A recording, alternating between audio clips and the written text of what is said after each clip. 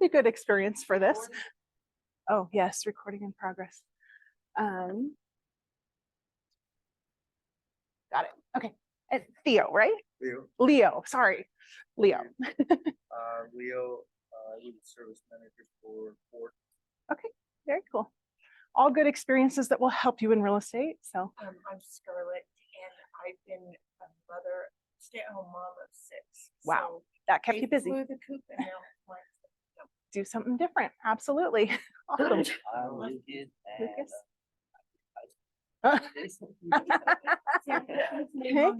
Oh, thank you. That helps. Awesome. So just out of high school. Awesome. Okay.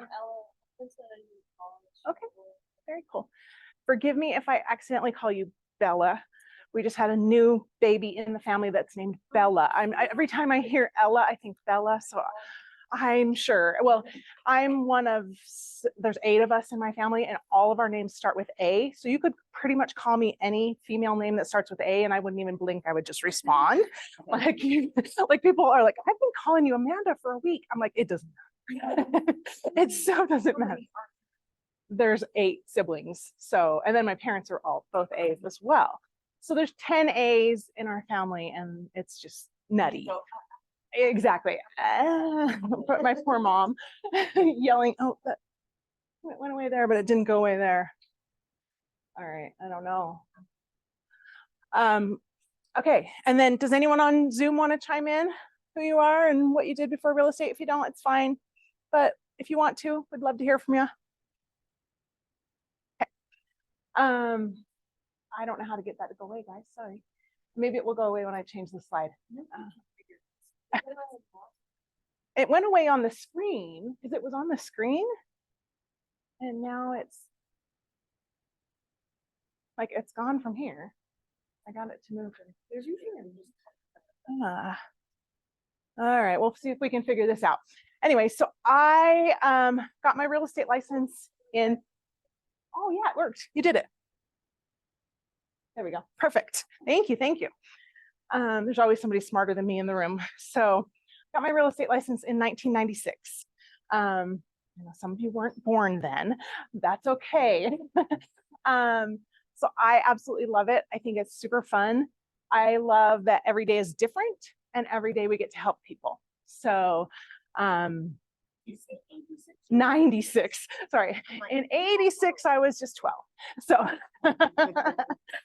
but so I got my real estate license pretty much my whole adult life. I've been doing real estate and I love it, love it, love it.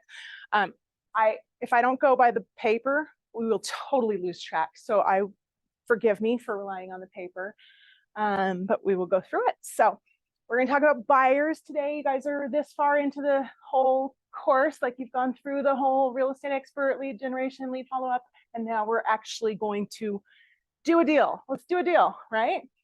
Do you guys have questions for me before we get started? Yes. What do you love about the real estate? Every day is different. Like you just wake up and you're like, what is happening today?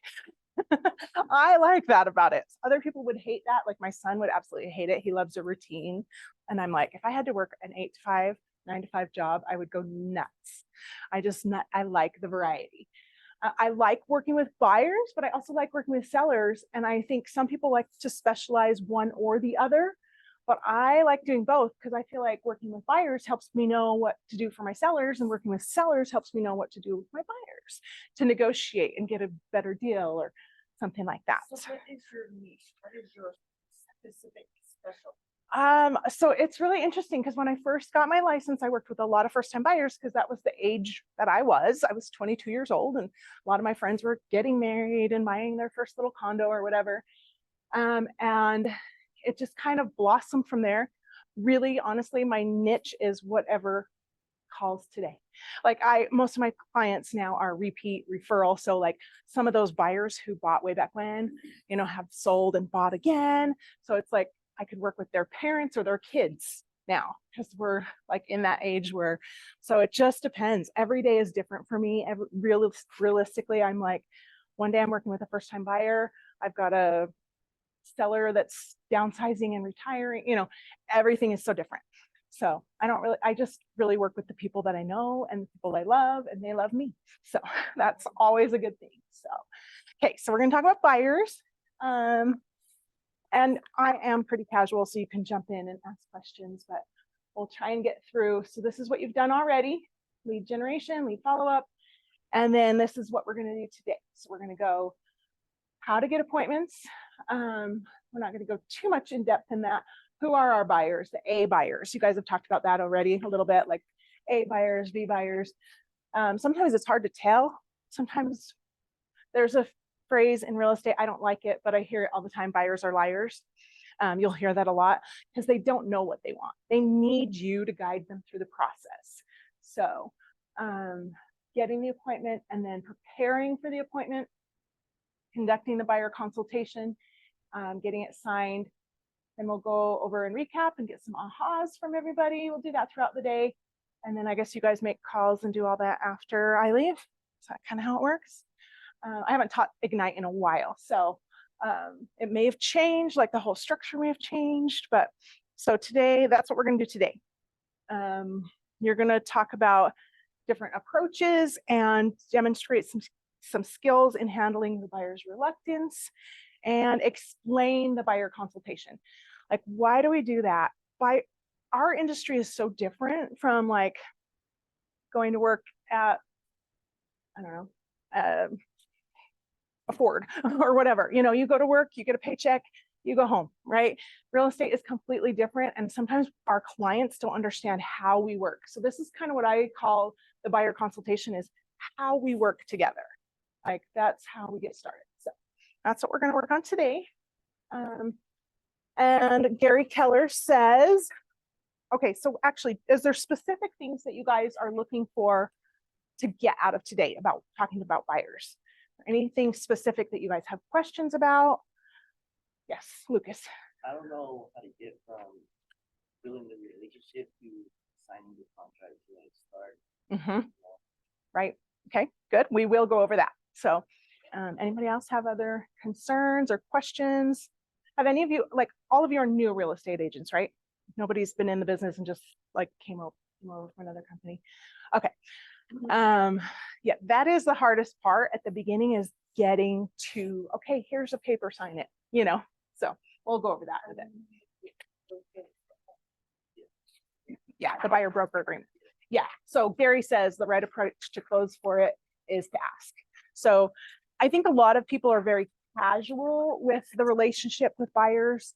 Yeah, Jenna, you're good. I have a lot of buyers, a lot of people who want to buy, but they don't like the interest rates. And so, you know, they're saying, yeah, maybe I'll stick with you. And then I text them and try to set up a lunch appointment, and then they don't respond. And it just happens a ton. Yeah, and that's the whole thing with real estate, is you can work with someone, and unfortunately it may not pan out in the end. That's a hard reality of real estate. Unfortunately, there is no paycheck at the end of the week for working hard on somebody. I just had a client, this is my worst gut punch lately, I'll tell you my sob story. So I worked with this seller on this $1.5 million house. We've been doing awesome, getting good showings, getting good feedback. Everyone loves the house. We got an offer during the summer that was a cash offer. It was a little low, but it was cash, and they could have closed before school started. My clients could have moved before school started. Like, they have 5 kids in school. So it was like a big deal. And they were like, no, we can't accept that low of an offer. And I was like, okay, I understand. Like, okay. And then a couple weeks later, we're in September now, actually, and we got another cash offer that was higher than the first one. We're now within $20,000 of our list price. And I'm like, oh, this is a no-brainer. It's a cash offer. They're not asking for any inspections. They waived their due diligence, and they waived the right to an appraisal. This is a no-brainer, right? Like, slam dunk, done. And my client said no. And I went, what is going on? Like, seriously, there's something else going on. This is what I always, like, even 27 years in real estate, like, there's something going on that they weren't telling me. And I was like, and we actually got the buyer to come up to the full list price, and they still said no. And I was like, you know, I've worked so hard, for 5 months now, like we've been working on this since April, for 5 months to bring you this amazing offer. You will never see an offer like this again. Never. And they're like, no, we can't move. I'm like, wait just a second. Okay, Like, so how did you? I so would have set them down and been like, okay, great. At this point, you're wasting my time. Like, exactly. I was kind of mad. Yeah. Like my first reaction was to get mad. Like, what the? Like, what are you people doing here? Are you smoking crack? what is happening? Like, seriously. And I was really, really upset. And I was like, here, I thought I had this deal that was going to close in a couple weeks. It was no contingencies. And they were like, nope. So come to find out, they had to move. The reason they're moving, or were gonna move, was for their job. But they don't want to move for the job. So he's looking for another job, not telling his current employer. So keeping the house on the market to appease his employer and waste my time and money. They owe you because in the contract it says that if you bring them. Yeah. Technically, but so this one's through a corporate relocation company and they don't allow us to do that. So there's a very strict, like, you can do this, you can't do that. And like, that going into it. So I've done a lot with corporate relocation. I knew that was a possibility, but I just thought when we have this amazing offer, why would they say no? Okay, I want to talk to you afterwards. Okay. I want to get a relocation. Okay. I want to do. Yeah, it's I'm trying to definitely, think of how to, like, do it. it's its own animal. It's its own animal. A corporate relocation is a whole lot more paperwork and a whole lot more people involved, but it can be a great add to your stream of business. So yeah, and I'm actually the relocation ambassador for the whole region, one of them. So I can tell you a little bit more about that. But usually, like, just to get you guys, usually relocation, they want to see at least 3 years in the business before they'll start taking on agents. So they don't want, so they want to make sure that the agents they hire are, producing. So yeah. Okay, so that was my sob story. I really got a gut punch that day. And I was like, okay, well, I guess, and literally within days, we had the house off the market. We're not selling. And I'm like, but that, like, all that work I did, and I paid for stagers. I paid thousands of dollars for staging because this is a huge house. And I got nothing for it. In fact, I lost money on the deal, right? So in this real estate market that we're in right now, kind of reminds me a little bit, it's starting to remind me a little bit more of when I got my license, where taking a listing is kind of a gamble. It may or may not sell. They may or may not move. You know what I mean? Like, it's one of those things you have to just go as hard as you can and hope. So, but it can sometimes just come back around and go, but then there's other deals. Okay, so, but then there's other deals that are so amazing and go so smooth. I had another one that recently, okay, this has never happened in 27 years of real estate. My clients, the sellers, called the title company ahead of the closing and said, we want to surprise, this never happens. We want to surprise our agent. Can you please add $1,000 bonus to pay her? And I was like, that's fantastic. Yes, I will take $1,000 bonus. So it kind of balances out. You just have to treat it like a business. Like, that was a loss, but there are going to be other wins, right? So, but you have to ask for people to do the deals. You have to ask for them to come in and talk to them about why it's a good thing to work with you. Okay, so that's all right. So today we already talked about this. We're going to go through the A buyers. We're going to go through. All right, what is the A buyer? What do you guys think? You know. It's someone that's like already willing to look like the next step into it with you as the agent. Yeah, they're actually going to buy. Like, they're not just like, sometimes I've had clients over the years. I've been looking for 3 years. I'm like, oh boy, that's a long time to look for a house. Are they really going to ever buy? They may be willing to go look, but are they actually going to buy? Are they able to buy? All those things. So that's where you want to make sure that those buyers are your top priority. And we'll go through this 7 steps of the buyer service cycle today. So number 1 is getting that lead, like you said, Lucas, to an appointment. How are we going to get that lead to an appointment? And then how are you going to prepare for that buyer consultation? We're going to have the buyer, time-wise, I better watch because I have no idea if we'll go way too fast or too slow. have that buyer consultation, help them find a home, offer and negotiate the contract, and then getting that contract all the way to closing, and then the post-closing systems. So that's what we're going to go over today, the 7 steps. Okay, we're already ready for ahas. Anyone have ahas so far? You're like, I'm rethinking my whole real estate after those fun stories. No, it's good. Anybody have anything? You're good. You're good. And I'm going to move my water over here because otherwise I won't be able to talk in about 5 minutes. Well, and just got the corporate relocation. I had never heard of that. Mm. So that's an aha. And also my other aha is that you don't know. I mean, you can spend tons of money and not get anything for it. Mhm. And wow. I mean, I understand about your time. Right. And time is money. Yeah. But I didn't realize that you're sinking money into, Oh, yeah. you know, fixing up this place or staging it. And you know, there's some, I don't spend that kind of money on all my listings. There's some where I just go in, I have bins of stuff that I take and I just make it cute myself, you know, but there's others that, yeah, I pay a stager because it's a big house. It varies based on the size of the house, but like the initial is usually around 2,000 just to put it in, and then they charge you per month to keep it in.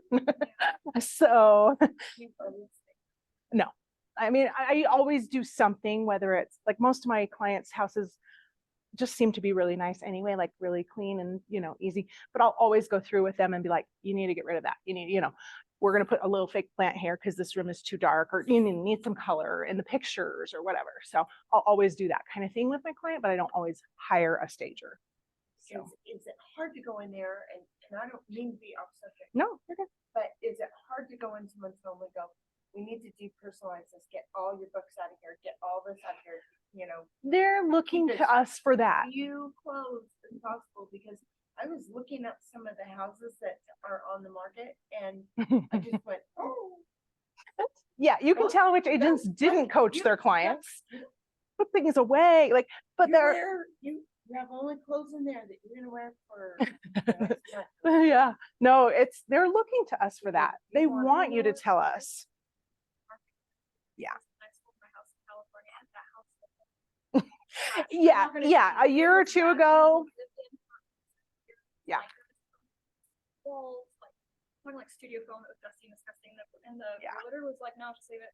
Yeah, They're and like, there, it's gonna get hot. there We're gonna take definitely it is anyways. a difference per market. So Yeah. Because he was like during water. He Yeah. didn't clean it, nothing. No. So he took our crap out that we couldn't take with us, put it in a dumpster, got rid of it for us, and then like everything else that was in the house, he was like, yeah, the buyer will just take care of it. yeah, and the market can literally just change market. really quickly. Yeah, absolutely. Because Because it went like that. Like it was in the powerful market During- for like 2 weeks. when- Like, oh, and I know done, yeah, during the peak here, like there were some agents that weren't even posting photos online because the houses were just selling so fast. They weren't even taking, like, that's a little lazy to me, but whatever. Yeah, it was insane. So, okay. All right. Well, I'm going to go right along to getting the appointment. And okay, so here's how you're going to convert those buyers. Obviously, you're going to respond right away to any lead inquiries. You're going to get their information. If they're not willing to give you their information, if they put in, like, if they fill something out online and they put in Mickey Mouse as their name, and I've seen that so many times, like that's not even a joke, that I've seen Mickey Mouse so many times on leads that come in, that they're not a serious buyer, right? And there's so many scams right now, scammers. In the last week, I've probably had 10 different people text me that I just legitimately know are scammers. Are you still an agent? I'm looking to buy a house in this area, you know, but it's like, they're not buyers. I think they just want to get into the middle of the transaction and like find a way to scam you out of some money. I don't know. Weird. Yeah. But literally in the last week, I had just 2 on Saturday, 2 different people text me that I could just tell were scammers. Like I don't even respond to them. I just block the number. So that's why you want to make sure you can get all their information. A legitimate buyer is going to give you their information.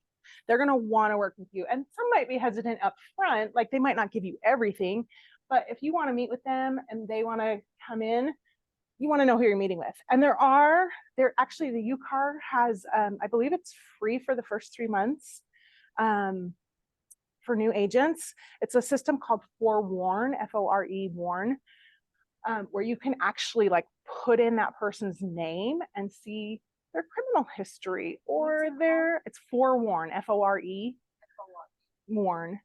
And that you can pay for it after that, after the first 3 months. But every once in a while I'll get a name and I'm like, this doesn't feel right. Because most of my clients do come to me from repeat and referral. So if someone just randomly contacts me, I've had one though where I looked it up and I'm like, this guy has 7 bankruptcies and he's never owned he's never owned real estate. And he says he's like 58 years old, or he wants to buy a $2 million house. Yeah, I don't think so. Something's wrong with this picture, but it will give you enough information. It's a safety thing, really, because who is this weirdo that wants to meet with me? Yeah. What's that? Yeah, UCAR offers it free for a little bit. I think it's 3 months and then you can pay for it. But it gives you enough information to know if you're working with a legitimate buyer, even a seller. Like I've had one situation, this was a long time ago, where I had a seller call me up and they said, I was referred to you by someone, but I don't want to tell you who. Right off the bat, I went, what? Like, why would you not want to tell me who? And he starts telling me about this house. And this was a long, long time ago. And it was like $1 million plus house in Woodland Hills, like up at the top of the mountain. And what's that? Oh, here we are. Yeah,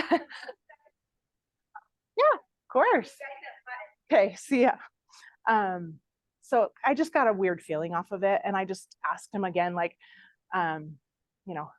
who again referred you to me? And he's like, I don't want to tell you. And I was like, I'm really sorry, but I can't come see your house. And he's like, what? He was like all offended. And I was like, if you can't even tell me who referred you to me, I can't come see your house. I'm not going to end up dead in your basement. Sorry. Like, I didn't say that, but in my head, I was thinking that because I just got the chills. I was like, something is wrong here. And it was like, yeah, I'm not going. No, thank you. It's not worth it. Yeah, it was $1 million house and that was 20 years ago, which $1 million house then would have been like a $4 million house today, but still it's not worth the potential for that commission to have safety issues. So Forewarn is a great one. Obviously, okay, so you're going to put it in command. You're going to talk to them about their motivation. Like if they're moving here for a job, from out of state and they have to be here for their job November 1st, they're pretty motivated. I have a client right now. We're actually going out this afternoon to go look at houses. She's literally living in a residence inn while she's here for her job. She's got to find a place. Like we've got to find her a place. So she's pretty motivated. But you want to know what their motivation is. Like if their motivation is just, I think we'd like a bigger house, but we're fine where we're at, then they're not as motivated. You want to be able to talk to what is the reason they're looking to buy. And then you're going to set an appointment as soon as possible. So date and time. And here, okay, so here are, and yeah, obviously you want to meet in a public place or here at the market center, so that you're not going to be putting yourself in harm's way. Okay, so we're going to ask for the appointment multiple times if you need to. The worst they can do is say no. You guys already went over like your unique value proposition, that kind of thing. I think it's really hard when you're a newer agent to like go, you need me, like you need me, I can help you, but they do need you. They do need you. So remember that. And you're going to do a good job for them and they're going to benefit from having you as their agent. So a lot of this job in real estate is mindset. As much as the hustle that you have to put in, it's mindset. So keep that in mind. Remove the limiting beliefs. So, all right. So show the benefits of why they should meet with you. Some of these are scripts that will be in your digital copy of your paperwork here, but this is the show the benefits. So people want to work with you if you can suggest and explain the benefits to them. So You can say something like, if spending 30 minutes with me could save you hours of time and thousands of dollars in your home search, would that be a benefit to you? Great, let's meet.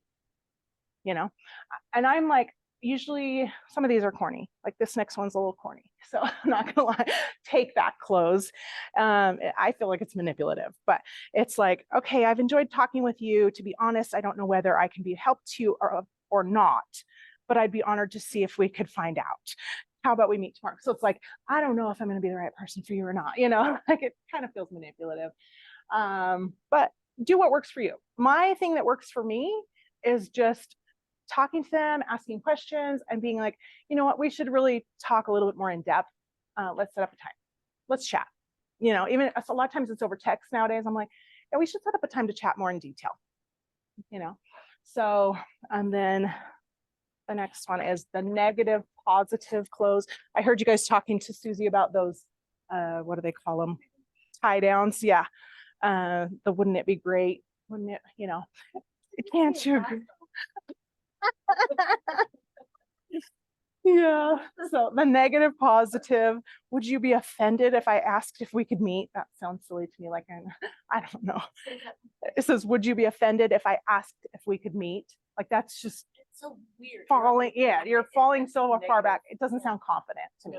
Would you know, give them what they're looking for.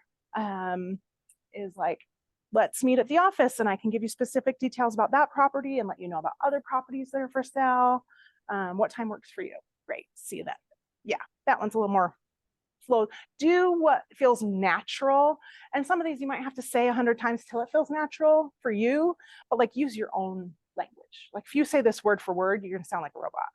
And nobody wants to work with a robot. So the trial close is testing the waters, find out whether you're really on the same page, and saying, can you see how receiving a list of all the new homes on the market in your price range would help you in your home search?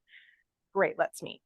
But a lot of people, that's actually even a little bit dated because so many people have access to so much information online that they don't feel like they necessarily need us. So that when I was a new agent, the analogy that I would use was, you would never go into a courtroom and rely on the other party's attorney, would you? You wouldn't. But that's what you're doing if you walk into a listing and, you know, ask that listing agent to help you write their offer. Not that I'm an attorney and not that they're an attorney, but you're asking the person who's representing the other party in this negotiation to help you. Yeah. They can't give the truth either. Exactly. Yeah, limited agency. No, it's limited agency is legal in Utah, but I will, and we don't allow it in this office because it's very, very, very sticky. So, okay, does that help? Kind of like just giving you something to like, all right, I want to help you. I'm here for you and only you. Like my job is to get you the best price and terms that this market will bear. The seller's agent has the same job, get the best price and terms that this market will bear. And this market is different. It's shifted quite a bit from a year or two ago. So, okay. So then the assumptive close sounds like we should meet. I'm available this week at da da da da da. You know, that's a good one. It works. Like it sounds like we should talk a little more. And then the tie downs, like you guys talked about, tie downs. Like, wouldn't that be great? Wouldn't that be, can't you? Sometimes those feel a little manipulative to me too, but yeah, like, You're like, right? isn't that right? You wanted to be right? Like, I like how you, yeah. Wouldn't you agree? I don't know. It just depends how it flows in conversation. But we'll save hours on your home search if we meet in the office first. Saving time is important to you, isn't it? Great, let's meet, you know. So, all right. So let's move on. Maybe there we go. Buyer's objections to the appointment. So a buyer objects to meeting with you. What are your first thoughts when that happens? They're like, nah, I don't want to come in and sit down and talk to you. What's your first thought? Mm-hmm. Yeah, but a lot of people take it personally. That's the hard thing about real estate is a lot of people just take everything personally and it's like, they rejected me, you know, my life is over. They rejected me. But Or some people think, oh, they're just being unreasonable. They don't understand how the process works. Well, that's why they need us. They don't understand how the process works. But objections can be a good thing because it can give us an indication of what is holding them back. Like that gives you the opportunity to ask more questions and get to the right answers for them. Everybody's different. Every client has a different motivation, a different thing that's going on in their life, a different stressor, a different, moving is stressful. Like selling a house, buying a new one, it's a stressful process. So getting them to be able to open up to you is, you have to empathize with them. You have to ask the questions. And what don't they know that what haven't you answered is their objections, basically. So, okay, so we're going to ask the questions. And a great way to ask questions is they start telling you something and you say, tell me more about that. Leave it very open-ended and just shut up.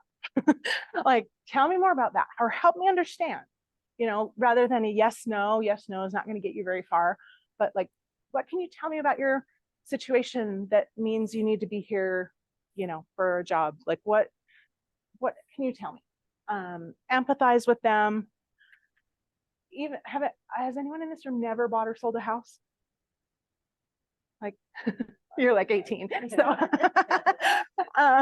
so you might not understand, but you have enough empathy to be like, yeah, I can understand that would be a stressful situation, or I can understand that would be a concern for you. And then identify the real issue. What are they telling you? Like, if I wish my clients would have told me, but I just kept like, what is really going on here? Without being aggressive and obnoxious and, but like, what is really going on here? What's the real issue? Is it that you don't want to, you want to just go to open houses and kick around? Like, that's kind of a really inefficient way to find a house. Do you ask, like Susie and Dean were saying, when you walk out of a house after showing it, would you buy this house? I have a funny story about that. So my daughter is hilarious. I'm typically not that blunt. I'm typically a little softer, but my daughter, when she was 4 years old, my friend that lived in my neighborhood referred his parents to me. And just one of the showings, I couldn't get someone to watch my daughter. She's 4 years old, so I brought her with me. And we walked through the house and they're like, yeah, okay, whatever. And then at the end, we're walking out and my daughter, 4-year-old, goes, so what'd you think? She goes, did you like the house? And I'm like, oh my gosh, what is happening here? She goes, they go, yes, we like it. And she goes, are you gonna buy it? They're like, but then that gave them the opportunity to be like, this didn't work for me. This didn't work for me. This didn't work for me. Where I was just like, that was a good lesson. She's 18 now. She's a little, but that was just a good lesson to me to be like, okay, I could tell that something in the house wasn't for them, but they didn't say. They were like, it's a nice house. It's fine, but they weren't coming right out and saying, we wouldn't live this way. So I always say to people when I'm working with buyers is, when you walk into a house, think about how you live in a house. It might be a perfectly good house. It might be a great house for somebody else. It might not be the house for you. You might say, this is beautiful. This is fantastic, but it's not for me. So I always tell my clients, like, when you walk into a house, think about how you live. Do you always use the kitchen so you need a huge, beautiful kitchen? Do you never cook so you don't need that or don't want it? Everything. They won't say stuff to their own agent. Oh yeah. Like, whose feelings are you hurting? Because they're not mine. I don't care. And that's my house. usually one of the first.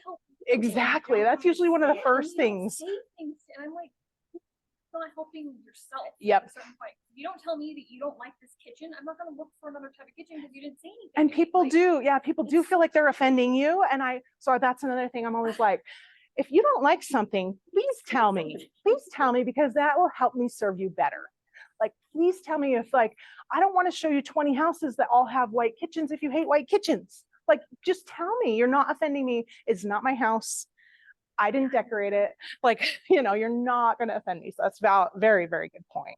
Getting to the real issue. We have to get to that real issue, or you're going to be spinning your wheels a lot and wasting your time. And they're going to go, she doesn't get us. And you're like, because you didn't tell me, you got to tell me. And then offering them a solution, to come into the office and then ask again for that appointment. So which one of you guys have gone over the Y4C2Ts? No? Oh my goodness. Is it on the, so I'm looking if it's over there on the board. It's not. So KW has this Y4C2Ts, which I wish I could remember them all, or I had them here with me because I can't remember them all. But it's like win-win or no deal, integrity. It's like our values. Really? Oh. Okay. Integrity, and then communication. I'm trying to think what they all are. Equity, which is opportunities for all. Okay, so communication. This is really what we're talking about, is communication. And I just actually heard somebody say on Friday, like, if you can learn to be a better communicator, you can succeed. You can succeed at anything if you can just learn to be a better communicator. And it's definitely true. So you want to seek first to understand the issue, and that starts with honesty. I love, there's another agent, you'll probably be able to take classes from her. She's been in the business longer than I have. So she's been in the business like 40 years. She's awesome. She's very blunt, Lee Stern. And she teaches a great listing class. She is a listing machine. Like, she lists houses like crazy. Yeah. She's, oh, cool. She's, yeah, I don't know if I could work with her, honestly, like my personality and her personality, but she's great. I love her. She's fantastic. But she always asks people, like, how honest do you want me to be with you? Like, when you're walking through their house and you're like, okay, you really need to clean up the dog poop off the floor. Like, whatever it is. Like, she asks them, how honest do you want me to be with you on a scale of 1 to 10? And people are always like, oh, 10. She's like, okay, you said you want me to be honest with you, so I'm going to be straight honest with you.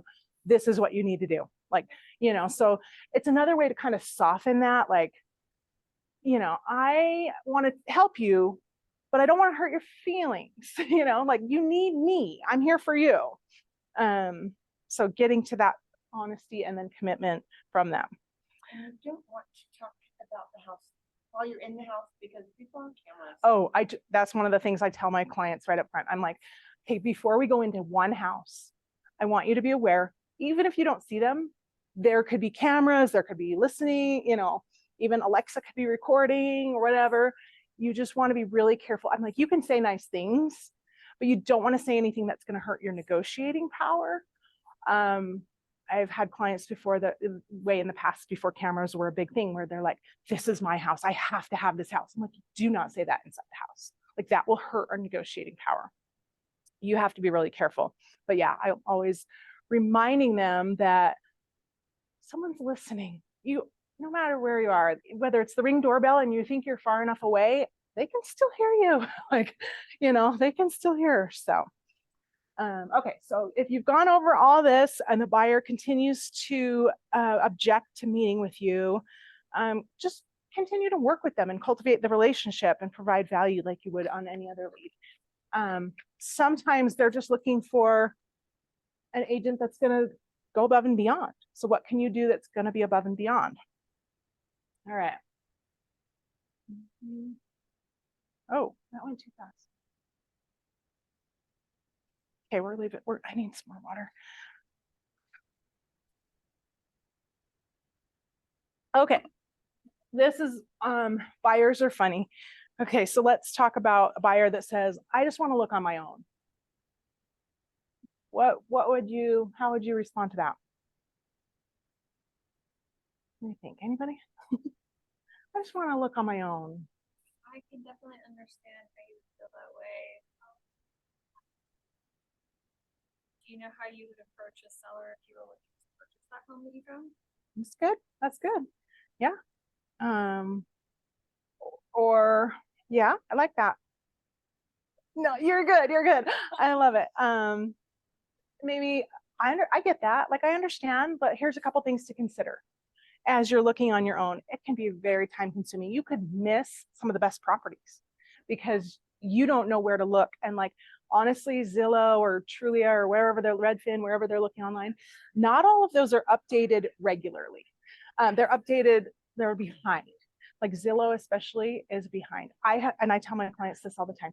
I got clients calling me asking to buy a house that was for sale 2 years prior. Of course, who wouldn't want to buy it at 2 years ago's price, right? I couldn't get Zillow as the listing agent to remove that. What? I couldn't. They would not take it down. And so I just tell them, Zillow has bad information. Like, you are going to look there and you're going to find something, you're going to fall in love with it, and it's sold 2 weeks ago, you know? So I'm the source. I'm the source of the best information for you.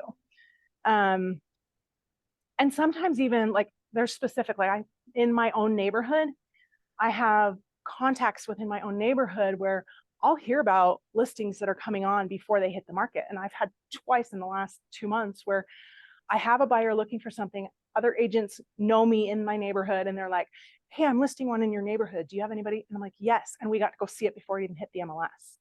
So those are huge benefits that your buyer will not get just by kicking around on their own. So, okay. So we're going to save them. What are we? Saving them time, saving them the headache, being more efficient in your search. If they're serious, if they're like, I just want to look on my own, chances are they're not a very serious buyer. Chances are they're not going to buy in the next week, right? Because they're not committed to the process. Okay, what about the buyer that relies on searching online? Well, we just kind of talked about that. I love it. Reality is that many homes advertised online may not be available anymore. And how a property appears online is not the same as seeing it in person, which you will need an agent for. Finding a house is the fun part. Some people don't think so. So be careful. Like, you might have an engineer who's like, no, it's not. It's not fun. And we can do it efficiently based on your expectations and your needs. And then once you find the house, we submit the offer and get you all the way to closing. So that's part of my services. And I love that because a lot of people think that looking at a house online, there's so many times where I've been like looking with clients and they're like, this is the house before we go out and look at it. And then we get there and they're like, this is not the house. You know, online we thought we are buying this house today. Like, that is the house we're buying. And my best story of that was I was showing houses to this client up in like Sugar House area, Salt Lake, cute little areas, older homes that are remodeled. And this one online, seriously, I was like, that is fantastic. That house looks great. It's been completely remodeled. It looks great. My client was really excited about it. And he's like, gosh, that's one, the price was right. Everything was good. He's like, I would buy that sight unseen. And I said, okay. And he happened to be here in town. So I said, let's go see it. We walked in the door, completely remodeled house. It smelled like 20 cats. That smell, even after they remodeled the house, it was like so strong that we could barely walk in the house. Like, it was intense. And he's like, I'm glad I didn't buy it. I said, I wouldn't have let you. I would have come, even if you were out of state, I would have come and seen it and I would have told you no. And he said, I would have been like, why? And I would have told you why. Because it smells so bad that it looks adorable. It looks so cute, but you can't tell. And if you didn't have an agent looking out for you and you weren't here, you might have ended up with a stinky, smelly cat house. That looks really cute. Oh, that one would have been, seriously, they would have had to gut it again. I mean, it had already been done. Yeah, because it was beautiful. Open house a couple weeks ago, and you know, the house is quaint. Mm-hmm. Old house. Yeah. But the thing is, we went downstairs, my son and I, and it was like, oh yeah, disgusting. Like, honestly, I felt like we needed a gas mask. We literally plugged our nose and put it Mm-hmm. over his face. Yep. And we walked and came back up and we're like, oh my God. Yeah. Oh my gosh. And the My eyes were burning. Like, yeah. It was bad.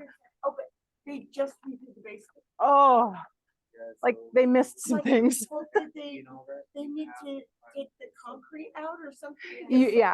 There's stuff you put on the subfloor and on the concrete even, like it can. Get hired. But you can get rid of They'll it. get hired. Mhm. Under self-board. They don't even notice. When you live in it, they don't notice. That they tore out carpet, padding, and the snow was still there. Intense. And so I told them, "Half the carpet, get it, half the paper." And they were like, what? Only way to do it. Brand new. Everything was brand new. Your primer, so base primer. like So this is it all in the set. wall? Sometimes it can be in the walls. It can be in the drywall. It can be, I mean, you could have, I've talked, because one of my clients did want to buy a cat house. It smelled so bad. It smelled so bad. They actually called a remediation company that deals directly with like cat stuff. I was like, I didn't know there was such a company, but they found one and they said it could be $100,000. Oh, yeah. it Easy. gets pricey. Like cats could sit on the windowsill and pee on the windowsill and you've got, oh man, it's, yeah, it can be very expensive. Do I what? I don't have any pets because I'm not home enough. So The roast meat. I'm kidding. you're good. Okay, so fun stories. So I'll try not to bore you guys with all my fun stories, but like that was one where I was like, yeah, you're lucky that we walked in that It gives me like that, perspective. oh, I need to help my clients because you never know what you see in the picture and then going in person. And like I hear people tell you it's good to go in person, but okay, but why? And that's a good reason why you can't smell what a picture looks like. You can't. And the other reason is you can't, some pictures are really good and you can get an idea with floor plans and stuff, but you can't really get a feel for the space unless you're there in person. At least I can't. Some people can, but I can't. I have to walk in and be like, oh, that room is right there. You know, like I didn't know that was right off the kitchen or whatever. But you do have to also be careful because you want to be, one of my listings one time, no, it wasn't even my listing. It was a buyer that I'd never met before. And they called me up and actually, yeah, they were my old client's parents. So I'd never met them. They wanted to see this one specific house. And we walked in and I got there a little before them. So I turned on lights and walked in and I was like, okay, it's a good house, but it has nasty, which would be popular again, forest green carpet. And I was like, I hate the carpet. So they showed up. I meet them in the driveway and they're like, what do you got here? What do you think? And I was like, oh, it's a great house, but I hate the carpet. Okay, that's my opinion. They walked in and they're like, well, what's wrong with the carpet? I'm like, crap. Like, shut your mouth. Like, it's not, doesn't matter if I think the carpet's crap. That's an opinion. It is. Oh yeah, it's a relatively easy fix. Yeah, but they liked it. They liked the forest green carpet. I didn't. So it was an opinion that I didn't need to offer. So sometimes with my buyers, I'll tell them like, okay, because they'll be like, well, will you tell me your opinion? And I'm like, I will, but I'm going to give you my opinion about resale. Because when you call me back in 2-3 years to resell this and you're like, and I come up and I say, you got to redo this, this, this, and this. And they go, why didn't you tell me that when I bought it? Or it backs the main road, so it's $20,000 less right there. And they're like, why didn't you tell me that when I bought it? If it backs like a main road, a busy street, $20,000 off right there. So you'd never buy it. And so, or it's going to take longer to sell because of that. Or, hey, you've got this huge house. I sold one a long time ago. It was back in the short sale days. Oh boy, that was fun. I sold this house. It was like 8,000 square feet with a 2-car garage. What? You're like, why? 8,000 square foot house with a 2-car garage and nowhere on the property to add like a third, detached. And that was the hardest thing about selling that house.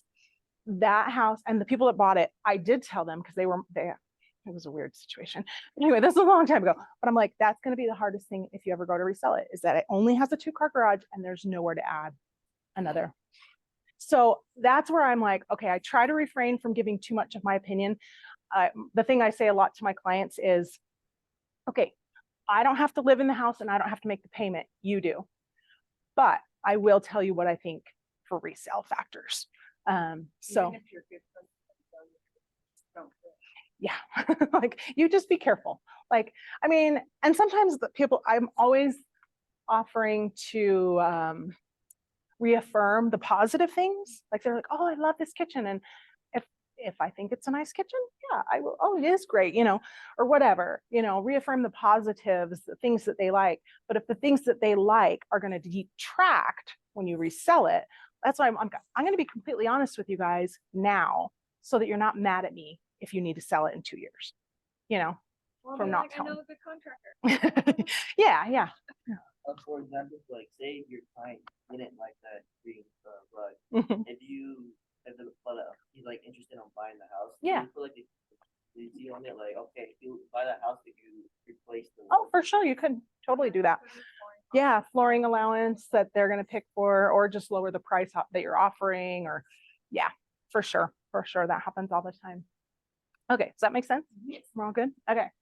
We're back to ahas already. How did we get there so fast? It's already been almost an hour though. Anything everybody want to share? Ahas? It's harder in a small group because you're like, no one wants to be the person, but we're all here together, right?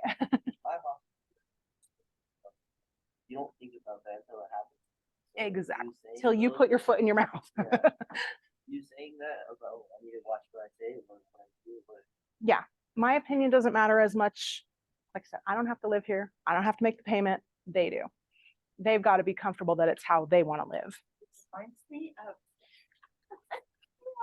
when you were saying how you see pictures and you're like, oh my gosh, that looks like the perfect house. But you go there. It just reminds me of dating apps. That's a great analogy, actually. No, Yeah. that's 20 years ago. Your picture is 20 years and 50 pounds ago, right? That's the same with houses. They're going to show the best light, the best possible light they can. But that actually reminds me of a funny one, because I had a client, they were moving from Murray. We were selling their house in Murray and they were buying down here in American Fork. And I can't remember, how did I meet? Oh, I know. It was a friend of mine that referred them to me, because I was like, how did I meet them? And they told me what they were looking for. And I got a pretty good picture even before we went and saw, because their house wasn't under contract yet. Like I was like, when your house goes under contract, then we'll go looking, right? Not until, because you're not going to be able to negotiate. Anyway, this house came on the market in American Fork and I saw it and I was like, seriously, this is what they told me they want. And I called him up, and he's a dentist, and I called him up on a Saturday morning. The listing had just come out and it said no showings until, I don't know, the next Tuesday or whatever. I said, you guys, this is the house. You told me what you wanted, and this is the house for you. And he goes, he told me later, he's like, I went to my wife and I said, she's in sales. Of course she would say that. I was like, this is hilarious. So then they go, I'm like, but we can't see it till Tuesday, right? No showings till Tuesday. We're in Utah. They go to the ward and they actually meet the sellers. They went to the ward because they were like, that house looks perfect for us. We want to see. And yeah, people do funny things. So they went to the ward. They met the sellers. The sellers said, come on over and see it. No one was showing the house till Tuesday. We made an offer on Monday because they went out of their way to do that. And it was the house for them and they bought it. But that house actually got multiple offers in an era that there were no multiple offers. It was a great house. But his first reaction was, she's in sales. Of course she would say it's the right house for us. But I knew enough about what they wanted that it was at the end of a cul-de-sac. It was perfect for what they needed. Yeah, American Fork. So of course, yeah, Utah County. Sorry, my phone's going crazy because I just tried to set up like 100 showings for later this afternoon. So all of them are coming in. Okay, so there we go. You never know. All right, so we're going to move on to preparing for the buyer consult. Hopefully. We'll never forget that. MLS, housing, it's the same as dating. Okay, so we're going to get ready for our buyer consultation. Obviously, like when you make an appointment with your doctor or whatever, they don't just say, here's your appointment, like, see you later. They usually follow up with you. Usually you get a reminder. My hairdresser, I always get a reminder a couple days before, like, your appointment. And thankfully, sometimes, the reminders, but usually we're going to put these pretty close. Like, I'm going to meet with them. If somebody calls me today, hopefully I'm going to meet with them tomorrow or the next day, not 3 weeks from now, unless they're out of state and they're just coming in for, whatever. So confirming that, confirm the location, ensure that all decision makers attend. So occasionally you'll have interesting scenarios where this is about sellers, not buyers, but I remember I got a call one time from a woman and she said, so my son needs to sell his house. And I was like, why are you calling me then? You know, why isn't your son calling me? And she's like, he's in the middle of this ugly divorce and I'm really trying to help him through this process. And he's got 3 little kids and he's just overloaded. And I'm like, okay. So I agreed to go out and meet. And she was like, I was like, is he going to be there when we meet? Like, am I just meeting with you or am I meeting with? And she's like, oh, I don't know. It might just be me. I was like, is the wife still on title? Like, where are we at in this process? And he didn't even know if his wife was on title or not. I'm like, good thing she was not, because she had some serious mental health issues that it would have been a train wreck. She wasn't on title, so he was able to sell it without having her sign anything. But like, you know, are we going to have everybody there that needs to be part of this decision? Because husband and wife, especially with buying, sometimes husband and wife or whatever, they may have completely different opinions about what they want in a house. And I want to hear from both of them, because you may have one that's the driver, that they're like, no, I'm going to get what I want regardless. You know, there's always one. And then the other one's like, but I really want this, but they're not going to get it. You can tell already that they're going to cave, right? So yeah, we want them all there though, because they're going to argue about it. They're going to argue about what house. And that's, I tell them too, whenever we're in a kitchen and they're like arguing and they're like, I'm so sorry we're arguing in front of you. I'm like, no, that helps me. It actually helps me understand where you guys are at. Like, don't call each other names or whatever, but like, it helps me understand what you're looking for and it helps me understand the process. And I say, plus I was going to school, thought I'd be a counselor. So, you know, I dropped out because I knew I would make only, you know, minimum wage when I graduated, and here I am. So I'm your counselor. I'm here to guide you through this process. So people get funny and they sometimes just get embarrassed, and it's what it is. Like, I'm here to help, so don't be embarrassed. And then, okay, so the buyer guide. Have you guys seen this in command at all? Not yet? Okay, we'll go over it a little bit here. So the buyer guide is great.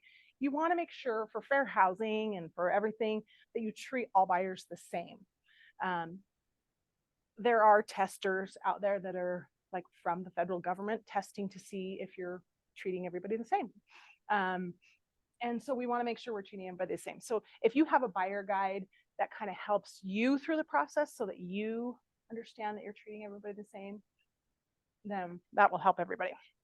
So, and then obviously prepare the meeting space and review the lead sheet, which is just whatever information you've gathered about them. I like to go over that like right before they come in. They're coming into the office. A lot of buyers will say they don't want to meet in the office. Let's just meet at the house. Sometimes that's fine, but the best scenario is to be able to get them in the office to talk to them and go through more detail. Because if you just meet them at the house, they just see you as a door opener and they don't see your value. And you don't have really enough time to express your value. It's just kind of an awkward, like, okay, here's the house, see you later, bye. You know? And so you want them to be able to see, you want me to help you out. But sometimes there are times when it's the only option or it's the best option. Like maybe it's a house that's in Layton and they live in Layton and you live down here, you know? So sometimes it makes sense, but be careful again. Forewarn's a great app for that. All right. So you're going to go through their needs analysis, asking them lots of questions about what they need. I always ask them, okay, give me a list of everything you need and then everything you want. Like, yeah, we're like, what's a no-brainer? We have to have deal killer if there's not, you know, white kitchen cabinets, whatever. So, or, you know, neighborhood, is it the neighborhood specific or can we branch out a little bit from that? I had a bunch of people who were moving here for the same company and I would ask them, because some of them wanted to live in Draper and others wanted to live in Eagle Mountain. And I was like, okay, tell me what your commute tolerance is. Like how much, because it's relative. In Utah, we have different commute tolerances than other places. And one of those buyers, they working out in Eagle Mountain, they bought a house in Cedar Hills. I'm like, you can't really get much further, and still be in Utah County. But he said, my commute in Colorado was over an hour each way. I don't mind. Okay. All right. If that's fine with you, then that's fine with me. I will help you. So some people, their circle around where they work is going to be bigger than others. Like what's your commute tolerance? What are you able, what feels comfortable for you? Pre-qualification and pre-approval. I always like to phrase that a little bit differently than like, how much are you approved for? I like to say, do you know what kind of payment you're comfortable with? Because approval can change based on interest rates we've seen lately. But and I may be approved for $3 million, but that doesn't mean I'm comfortable with that payment, right? So do you know what payment you're comfortable with? And have you talked to a lender about that yet? Like what that will get you. One of my friends, she was like saying, these people came in and they're like, we don't want to get pre-approved until we find the house. I'm like, that doesn't make any sense. Like you want to make sure you know what your payment is going to be. Like if you go into an $800,000 house, you want to know what your payment is going to, I want to know what my payment is going to be. You really don't? Like, I don't know. That just seemed odd to me. Neighborhood information. You may or may not have that information. And again, you want to be very careful for fair housing that you don't give information that might appear. Like I had some clients that were moving here that were from a different culture and they were like, we want to live around people that look like us. I'm like, I can't help you with that. That's a fair housing thing and I just cannot help you with that. They literally said that. And I was like, what kind of people were they? They were African American. Yeah. And there are not a lot of African American people in Utah. So but again, I was like, I really can't help you with that. My best suggestion for you is to find neighborhoods and walk around, walk the neighborhoods. Because I can't steer you to one neighborhood versus another. And I honestly don't even know. Like, it's not something that I'm like, well, all the people that look like you live in this, that would be terrible. So you want to be careful what neighborhood information you give. Home search. So yeah, we're going to start the home search and then we're going to make an offer. When we do make the offer, it's crazy negotiating right now. Like some price points, like my cute buyer that I'm taking out this afternoon, we went out last Monday and one of the houses that she liked was already under contract by Thursday. She waited too long. So that price point, she's looking for a townhome in the under 450. Things are going really fast. And so you kind of have to have a feel for that and negotiating. She's like, oh, okay, well, I guess it wasn't meant to be, is what she said. I was like, well, we could have made it meant to be. But she also missed out on another one because we made an offer and another offer came along that was a cash offer. We couldn't compete, So she's learning. Sometimes they have to lose a few before they learn how it's going to hurt, like the one that they really want. Yeah.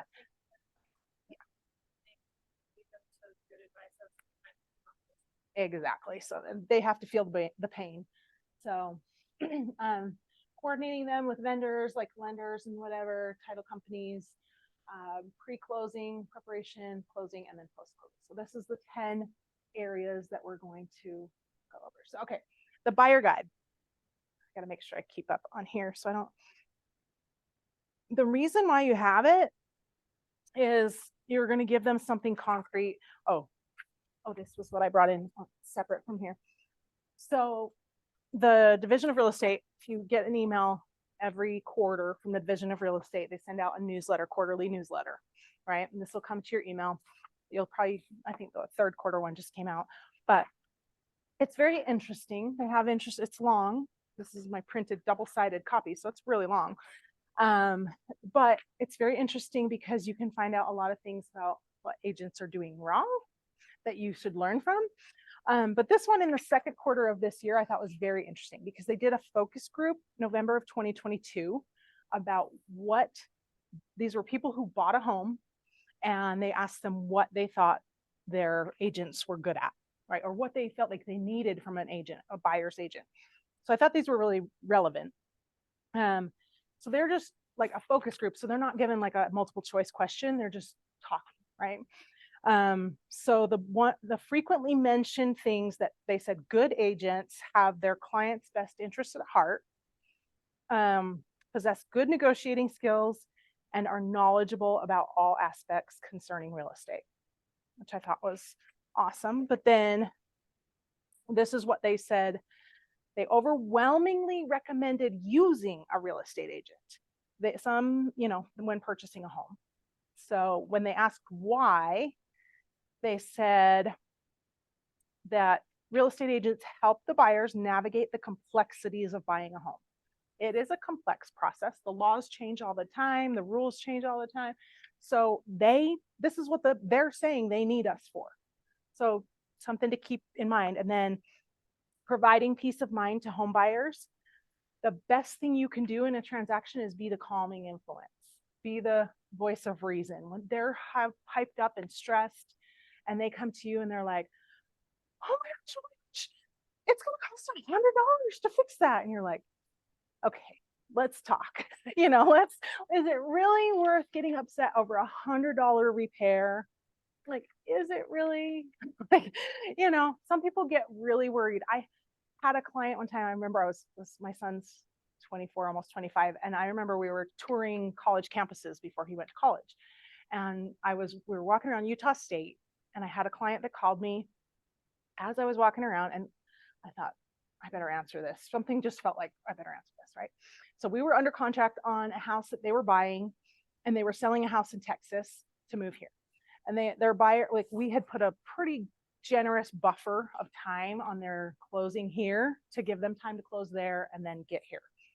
And he called me up in a panic. This guy's a pilot. He's super level-headed, I think, but he called me up in an absolute panic. And he said, we got to kill the deal on the house. We can't do it. We can't do it. And I was like, wait, what?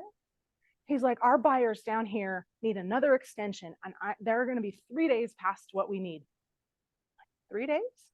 That's all we need is 3 days? I can get you 3 days. He's like, it never even dawned on him. Like, he was like, we're 3 days past. We're not going to move to Utah. We're staying in Texas.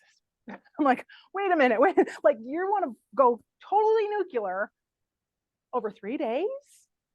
And to this day, like, I actually just sold them another house. I sold their house down there, and they bought another house just recently closed. And he still talks about that. He talked about that to the agent of the model home of the house they built. He said, Amber was so great with us. I was so hyped up and so stressed, because they were a little bit hyper with the builder too. And so he was like, I was just so stressed, and Amber just talked me down off the ledge. And I'm like, but again, getting to the reason. Like, the reason was 3 days. Like, at first he said, I need to kill the deal. And I'm like, my first gut reaction was, okay, like, all right, well, but then why do we need to kill the deal? Tell me more. And then him telling me more was like, I need 3 more days. I can get you a week. I can get you, it's not going to be hard for me to ask the other agent to extend for a week. I'm like, let's just ask for a week to be safe. And we did, and we got it. They closed, they moved. Now they've sold that house and bought another one. So, but peace of mind. You're holding their hand. You're helping them walk through this process. Then this is same from the buyers, making the purchase process smoother and easier for them, protecting the buyer in the event there are issues with the property, having the knowledge and expertise that benefit both the buyer and the seller, advocate for their buyers. My nephew lives in Dallas area, and when our KW's family reunion real estate conference was down in Dallas, I was like, hey, I'll come take you guys out to dinner. And I was like, all right, let's talk real estate, and I'll buy dinner and write this whole thing off, right? And they're like, oh, okay. And they had just sold a house and bought another one. And I said, what did your agent do well? What did you think your agent did really, really well? And they said, honestly, we felt like he was an advocate for us. We felt like when things came up, he was looking out for us and he was our advocate. And I was like, I love that word. I love that, you guys felt that you had that experience. So they also said that we as agents help them alleviate the stress of buying a home, help them obtain the best deal, and are knowledgeable about writing contracts and think about things that they wouldn't think about. As we're in this industry, we're going to think of things that they wouldn't. It's funny because as the markets change, I'm like, I tell my clients, yeah, my job is to get you the best deal that's possible. Well, during 2021 or whatever, when the market was so crazy, I was like, you know what? The best deal that's possible might be you have a house to live in. You won, you know, like that might be the best deal. And honestly, that's my job, but we're going to get you the best that we possibly can. And sometimes that just means you have a place to live.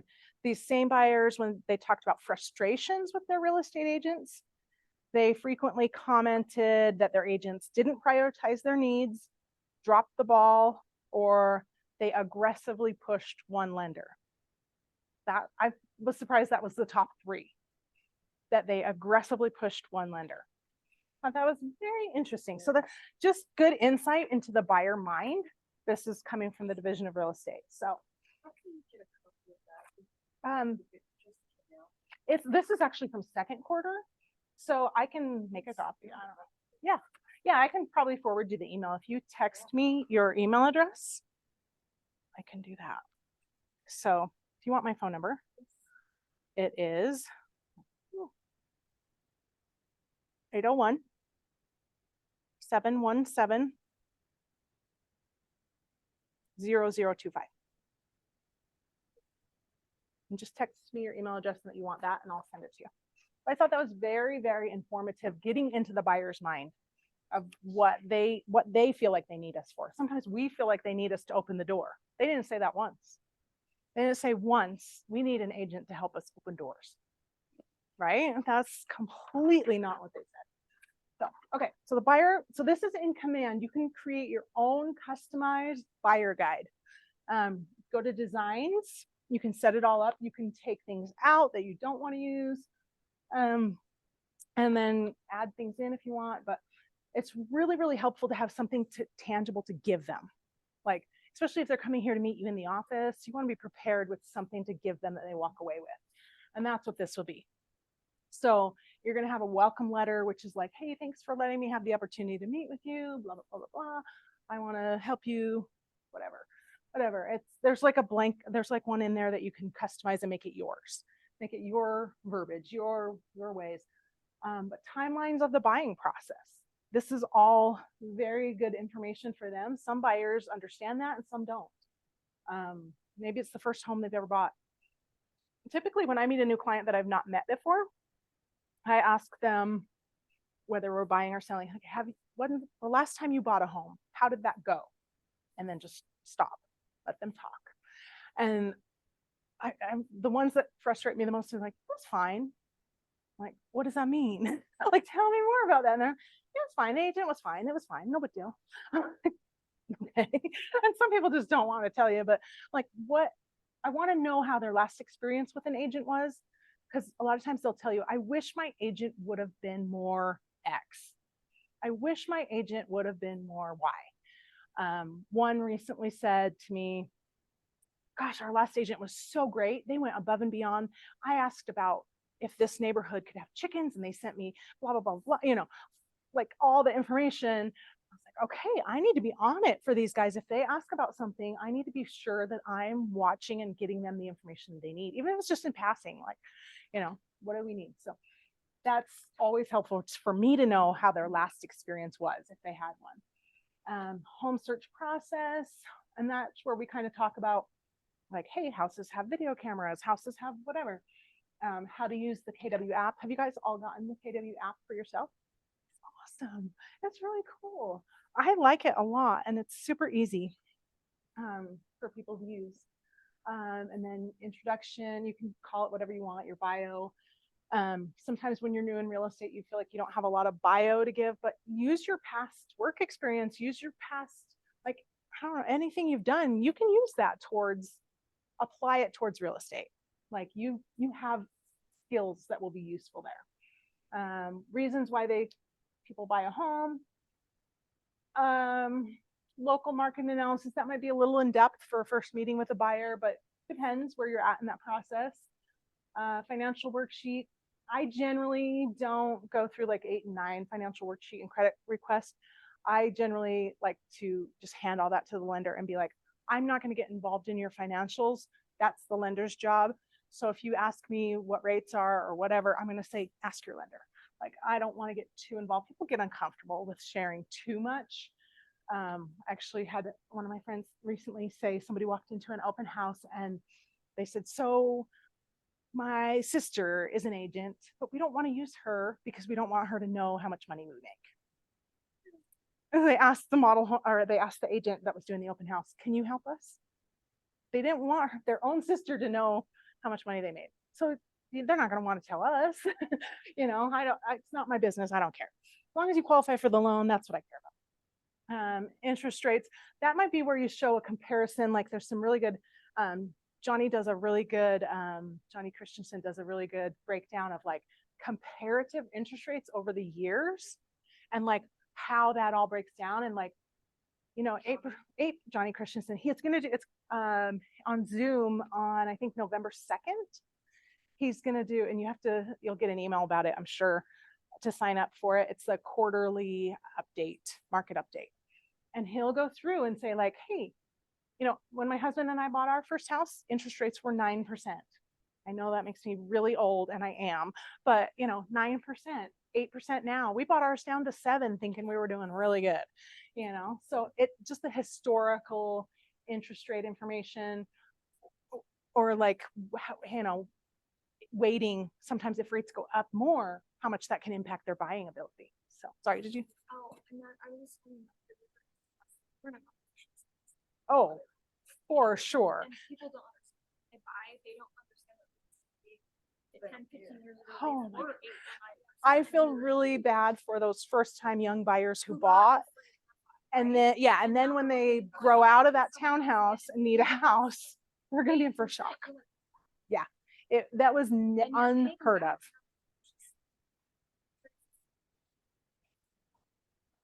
Oh, yeah. Uh-huh. It's not. No. It's completely. I know. People got into situation after 2008 when the feds were like, we're gonna lower everything, great, right, back in the market, and now it's like people don't remember. Yeah. Because you do have these 20-year-olds who Never. Yeah, they didn't experience it. Right? They weren't adults and didn't experience it. Yeah. And so no, you have to be able to tell your buyers, like, look, this This is what is- it is. So that's I have a friend who does a wait and see analysis. yeah, This is the cost of waiting. Right. Like, because you're waiting for the market to do X, you this may. is what's happening to you and your buying power as you understand that. You'd have to see it. Yeah, it's really good to show them a comparison. Yeah, no, it's really good to show them that because people don't understand. And honestly, I don't think people are like, oh, I'm going to wait for prices to come down. I don't see that happening here in Utah. We still have a shortage of homes. I don't see prices coming down. So if interest rates come down, yeah, I mean, we've been lucky. I mean, 2009, 2010, I'm not going to lie. I was thinking about getting out of real estate. I was like, oh man, this is brutal because those short sales and those very emotional transactions that took 3 years to finish. I was like, oh my gosh, not really 3, but I had some that took 18 months to finish. Like, so you're working with the same client for 18 months of a very emotional, draining process. Okay, so those are good to have. You can give them a list of what is going to be required for a mortgage application. Mistakes to avoid. That's a good one. Like, and this is all in there, so you can kind of go through and see. So this is where you're going to look on command. So it's in command. It's totally customizable. You make it yours. And there's different like styles you can use. Like this is one of the styles, but there's one that looks a little more modern, one that looks a little more traditional. So you can pick which one you like. And then you're going to put your information on there. You obviously need to have like our KW Westfield logo and things like that on there. So if you guys don't know how to get that, it's Ask Hunter. That's just a different company. Like KW Westfield is KW Royals or whatever. Yeah. So this is going to help you look like a professional for one, and also give them information of what to expect. It's going to pre-answer questions that they haven't even asked yet, laying out that process for them, helps them avoid mistakes, and helps set those expectations for the process and for the relationship with you. This generally, when I sit down with them, is when I will sit and tell them, I am a human. I need sleep. I do not answer my phone 24 hours a day. After about 8:30 or 9 o'clock at night, I might have my phone on, but I might not. So if you don't hear back from me instantly, some people are so panicked because they don't hear from me instantly, just know I'll get back to you in the morning. Yeah. You have to be available 24/7. No. I'm sitting here, I'm like, I'm a mom, I'm a wife, I'm tired. You can't. I have to start right now and I set expectations for them. I'm on Yeah. salary, but that doesn't mean they're gonna get me Yeah, 24/7. you I'm can't. sorry. I don't And wanna you be will burn out faster. Before I learned this the hard way, before I did this, I had a client that this really ages me, but this was when cell phones, when you left a voicemail, it would continue to ring until you noticed that you had a voice. Like it would ring every 30 seconds or whatever. I mean, I'm old. Okay. So it would ring like every 30 seconds till you knew you had a voicemail. I had my phone in my kitchen, plugged in for the night, and some client called me at 1:30 in the morning and left a voicemail. And I hear it ringing, like over the voicemail notification, like every 30 seconds. Like, who died? Like, I'm getting out of bed going, who died? Like, what happened? Why do I have a voicemail at 1:30 in the morning? And I listened to the message.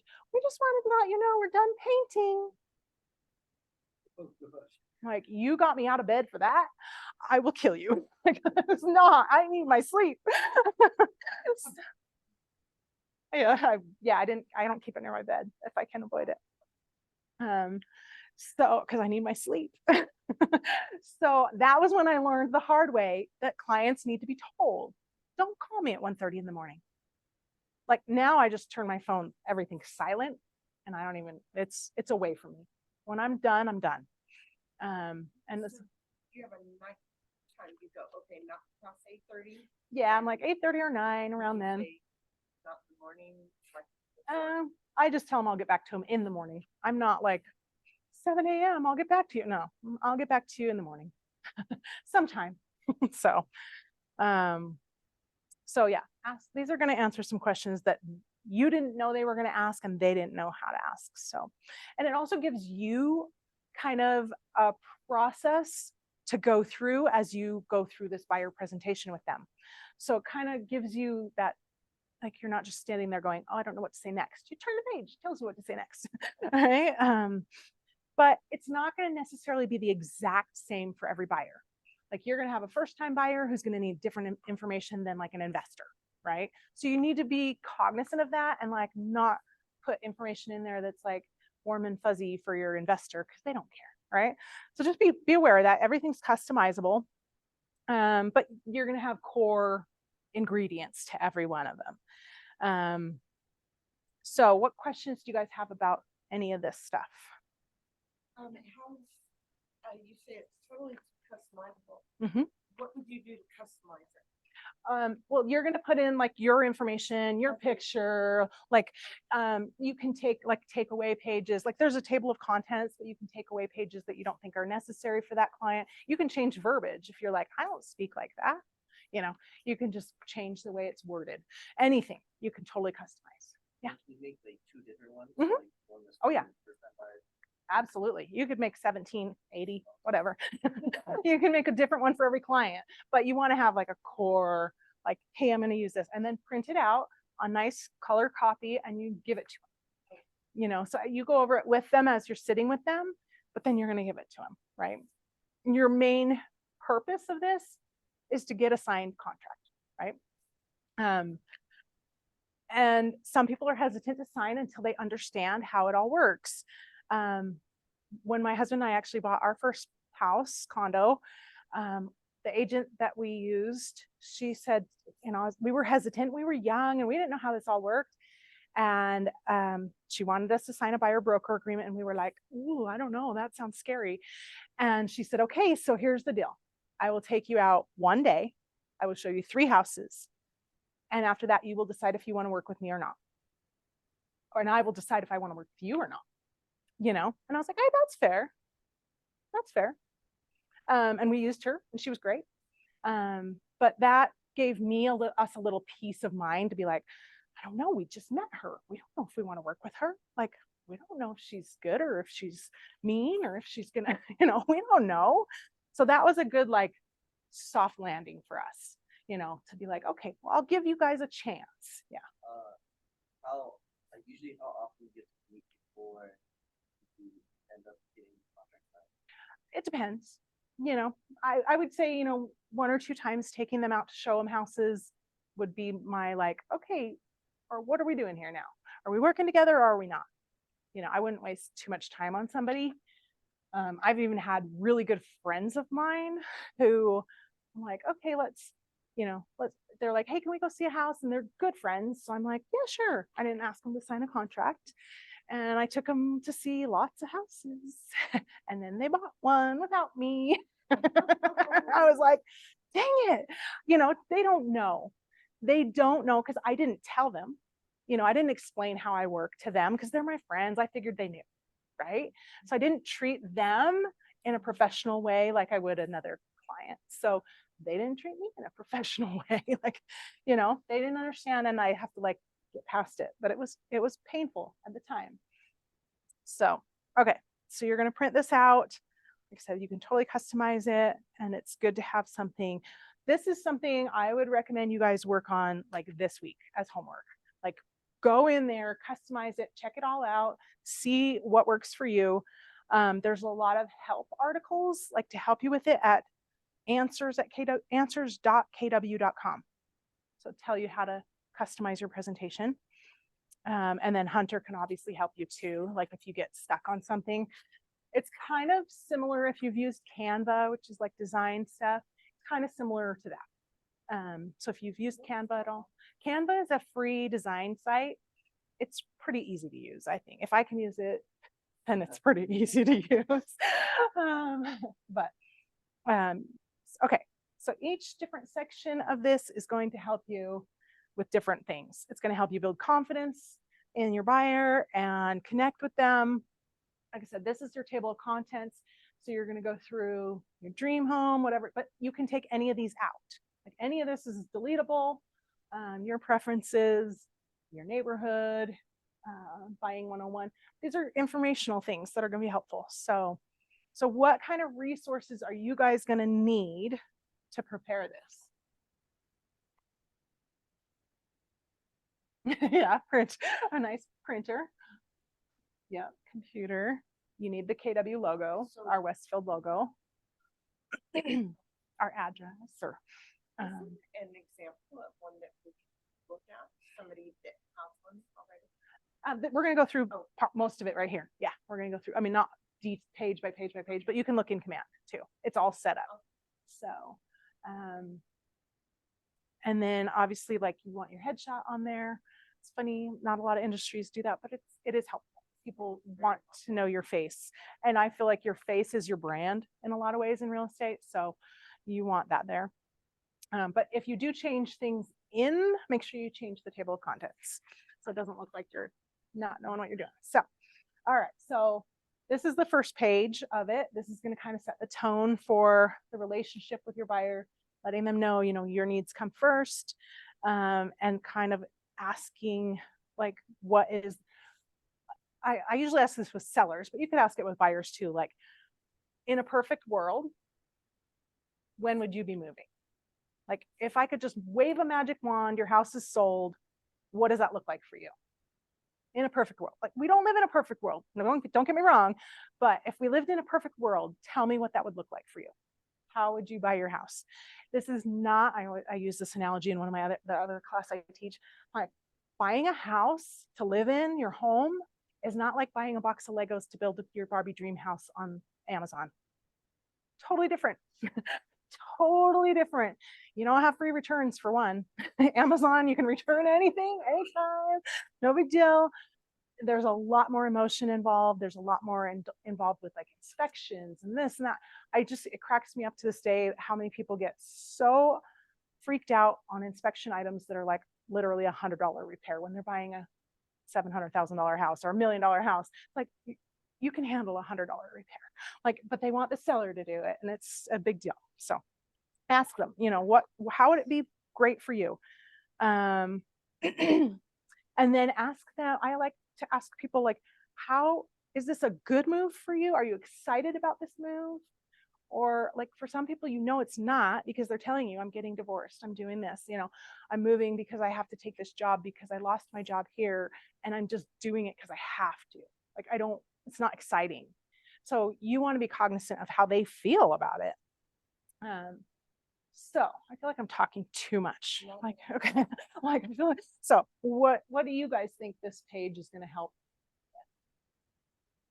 I think it's good so they know, like, the difference between people they want. Sometimes they want like a big house, but in reality, They can't afford it. Right. Absolutely.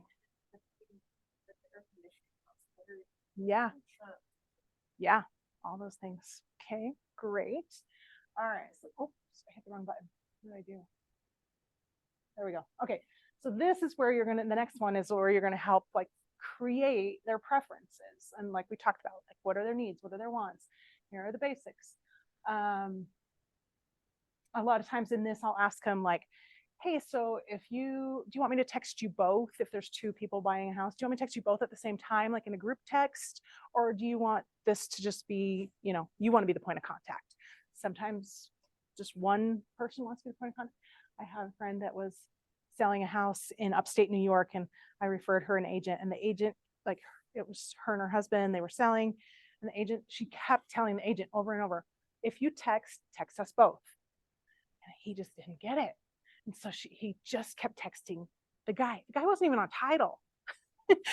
She owned the house, before she married him. And so she just kept getting frustrated because she's like, if you text us both, right? Like, it's a simple thing, but be aware of that. Like, so who's going to be your main point of contact? What's your timeline? What's your perfect world scenario? Have you looked into getting pre-approved? This is kind of where your starting point. And that is going to help you know what to ask while you're sitting there. Sometimes when you're sitting there, you're like freaked out because you're like, I don't know what to say. I don't know what to say. It's all right there. So you just go through that. Okay. And I do recommend having a blank notepad and taking notes and telling them, I'm going to be taking some notes so that I can help you. I want to make sure. Some people get weird. They're like, no, totally is. Well, you think even if you're talking to your doctor, you're in a doctor, they're typing on their computer, they're taking notes, So you want to be able to let them know that you are listening. Okay, so then the wish list. So that was the needs. Now we're going into the wish list. This can be a tricky one to ask, but like, who's going to be living in the house? Like, again, fair housing, you want to be careful how you approach that, but that's one way you can approach it. Like, who's going to be living in the house? Are, your stepson's going to be there every other week? Or, like, help me understand why you need 6 bedrooms. What is the deal? Pets, that kind of thing. All these things are going to help you understand who they are so that you can better meet their needs, right? What are non-negotiables, right? And I love this because even though sometimes they tell you, like, this is an absolute non-negotiable, and then they find a house that doesn't have that and they buy it, you're like, what? My best scenario is my sister-in-law. My sister-in-law, they moved away to Pennsylvania, and then they moved back here. They live in Layton now. But when they moved to Pennsylvania, they were on like 2 acres, right? So when they moved back, they were like, minimum 1/4 acre. Like, we're not going any smaller than a 1/4 acre. Like, that is our absolute minimum. And at the time, like, their price range was so broad. They're like, we could buy 300, we could buy 500. This was 20 years ago. And that's, big gap. And so I'm not even joking, because it was family. We saw 100 houses. Driving to Layton every day to show my sister-in-law and her husband 100 houses.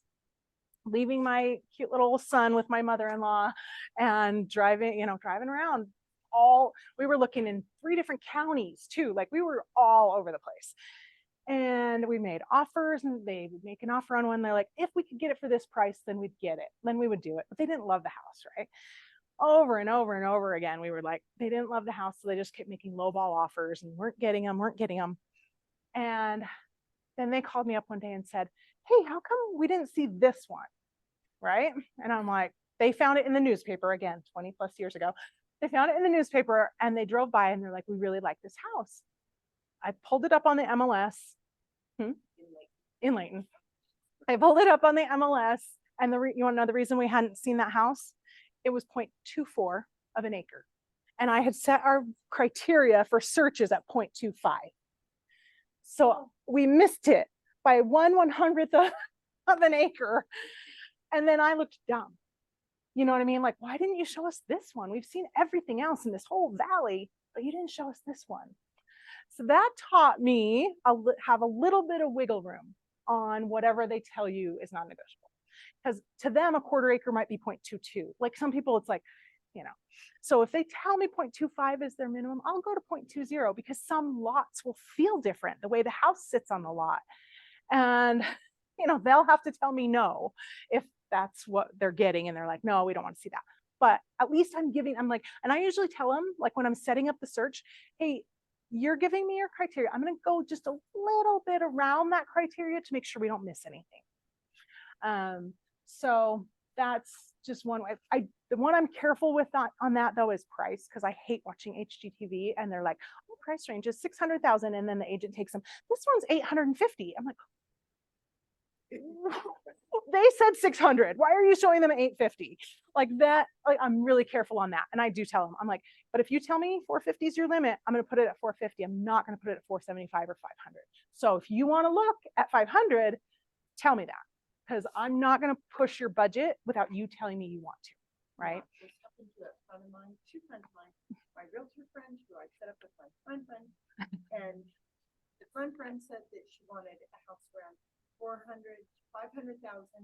And so I found a house that I thought, oh no, this one would be ideal. Well, that one was 730,000. It would be great. Who wouldn't want it?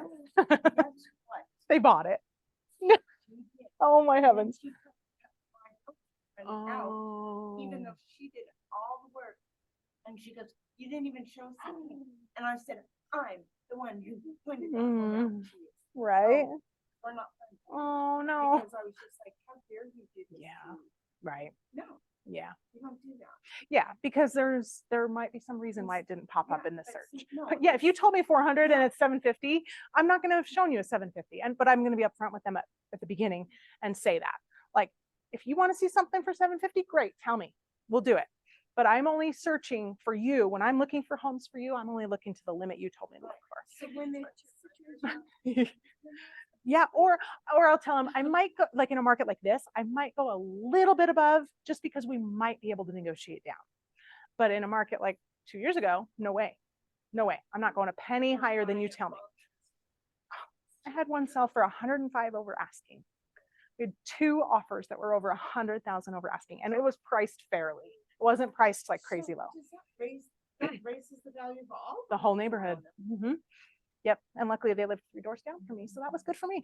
I liked it. Anyway, okay, so yeah, what are non-negotiables? But keep in mind, like, okay, what if, and sometimes you ask the question, like, what if we found a house that was perfect in every other way, but it was 0.22, not 0.25, you know? Just, you know, putting that out there. And then you just tell them what the price difference would be their monthly. Yeah, it's really not sometimes. And then if they had to not name their top 5 non-negotiables, what would they be? Most people don't have 5. So that's a good thing. And they're like, no, I have 3 things that are the most important to me. It has to be within 20 minutes of my work. It has to be, you know what I mean? Like those are the most important.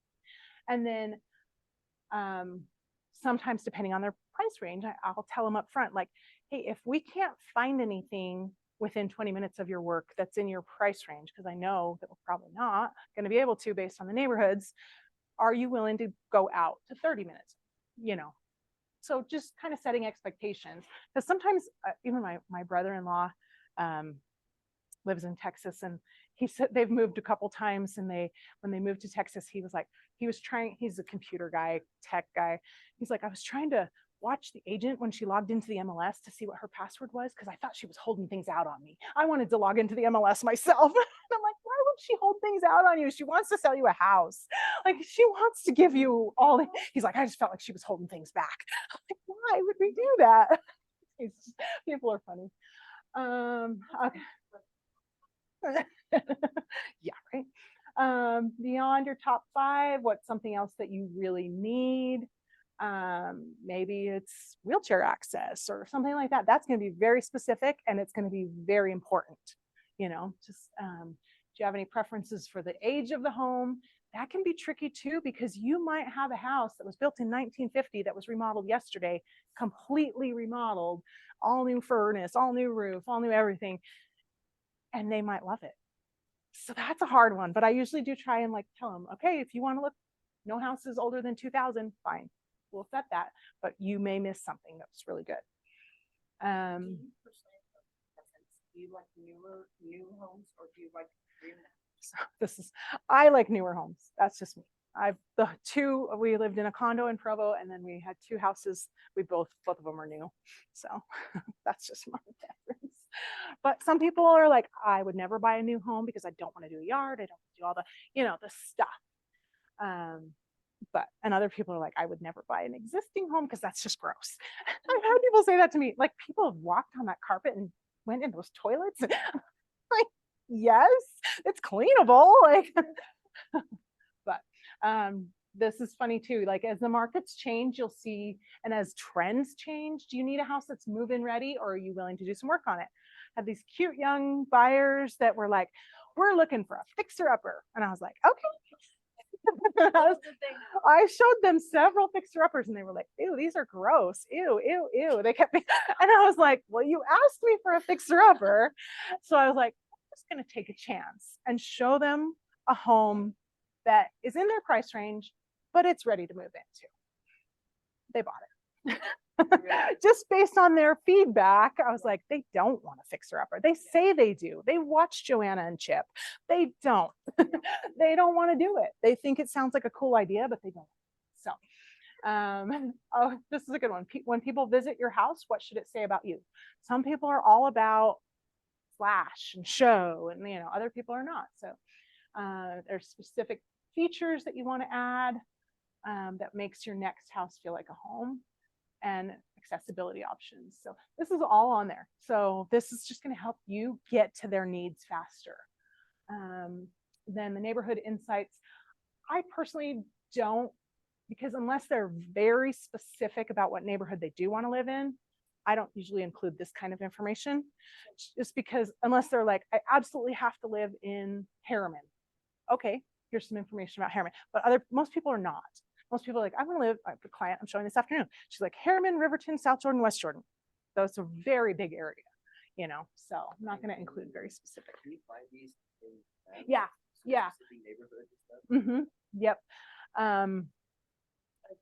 It can be a little bit, and the other reason I don't like it necessarily as much is it can be a little bit misleading just because the way they do the neighborhood snaps, I don't know, you could do whatever you like. houses that are really in those Yeah, areas? usually. Or they are. Some of them, like the neighborhood snaps, and some, but I don't know, because like even within my neighborhood, there's a broad range of price ranges of homes, and like you've got townhomes, and then you've got big homes, and everything in the middle, right? So a neighborhood snap is going to say the average price in this neighborhood is X, but it's not like like my house. It's going to be either way too big or way too small. The average is going to be. I don't love it for that. I want to be more specific about your type of home that you're looking for versus a neighborhood. So you don't. That's just me take out personally. neighborhoods. Yeah. Yeah, if you want to, you can use it, check it out and see what you think. Some people might think it's really good. So that's just my perspective. Okay, then we're gonna get to the end here, guys. Running out of time. I'm like, wow. Okay. This is the buyer guide. Like tells them, lays it all out there for them how buying a house works. Some people just need that information. They need it up front so they can see like how I need to know, because we forget sometimes. Even I, like after being in the business as long as I have, like I forget that people don't know what comes next.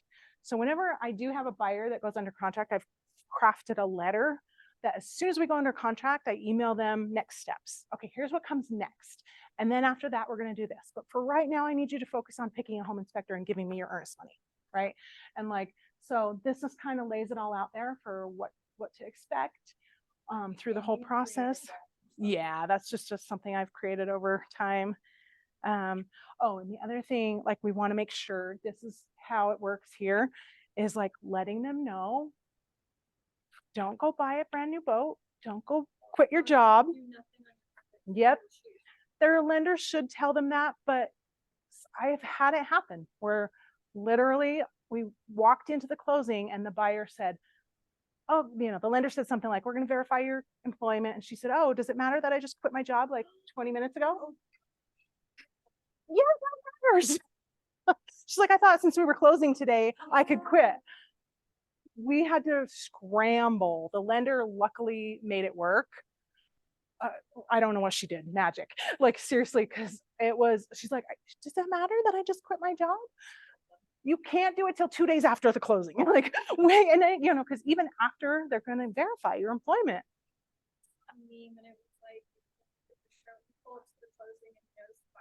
New truck, or yeah, I had one. It was actually my seller. We were signing on Friday, and it was going to fund and record on Monday. And the buyer, they did call on Friday to verify their employment, and the employer said, "Yep, he's still employed here. He still will be employed here." And later that afternoon, he got laid off. Like totally, you can't see that coming, right? The employer said, "Yes, he still works here, and he will have a job here for whatever." So you just have to be careful. We had to find another buyer on my listing, and my clients had already moved. My clients had already moved to Oregon, and the buyer's agent. This was really sad because I felt really bad for him, but I'm like, I have to protect my client. So the buyer's agent was like, well, they want their earnest money back, and I'm like, no, are you kidding me? I said, my clients have already moved, like they're gone. And he's like, well, isn't that what the contingent on appraisal and financing means? I said, yeah, but there's a deadline. Like he didn't realize how the contract worked. He didn't realize that deadline for financing appraisal was a week ago. You don't get to back out the day of closing and get your earnest money back. I'm sorry, I feel bad for the young couple, but exactly. And what if we can't sell it for the same amount? Like there's so many variables. So anyway, okay.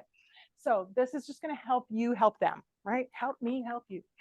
So, okay, ring doorbells. We talked about that. The best advice I could give you is to be over communicative to your buyers because they are nervous, and try to anticipate their questions before they even ask.